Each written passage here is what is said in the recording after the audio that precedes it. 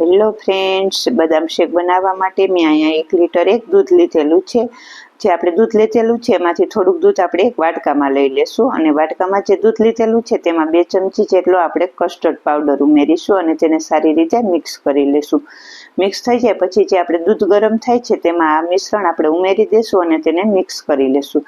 આપણે દૂધમાં 4 ચમચી જેટલી ખાંડ ઉમેરીશું અને તેને મિક્સ કરી લેશું અને તેને દૂધને આપણે સરસ ઉકાળી લેવાનું છે ઘટ થાય ત્યાં સુધી. આ રીતે ઘટ થઈ જાય ત્યાં સુધી ઉકાળી લેશું. હવે ગેસ બંધ કરી દેશું અને આપણે દૂધને થોડું ઠંડુ થવા મૂકીશું.